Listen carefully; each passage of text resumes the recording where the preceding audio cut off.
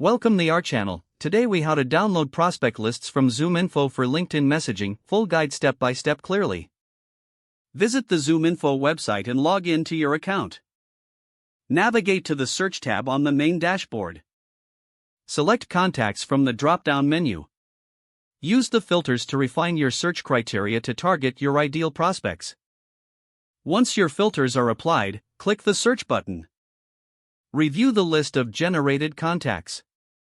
Check the boxes next to the prospects you want to download. Look for the download button, typically located at the top or bottom of the list. Select the file format you wish to download, such as CSV or Excel. Confirm your download and wait for the file to be prepared. Once the file is ready, it will automatically download to your computer. Open the downloaded file to review the prospect information.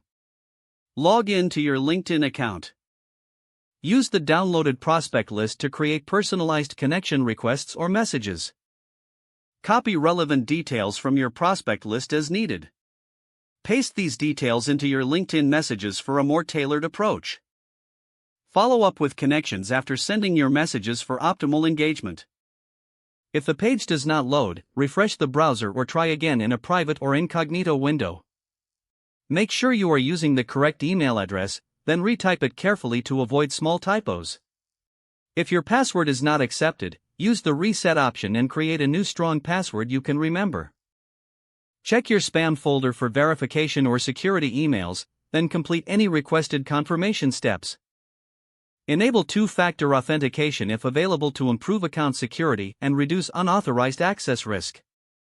After signing in, review your profile details so your contact information and settings are accurate and current.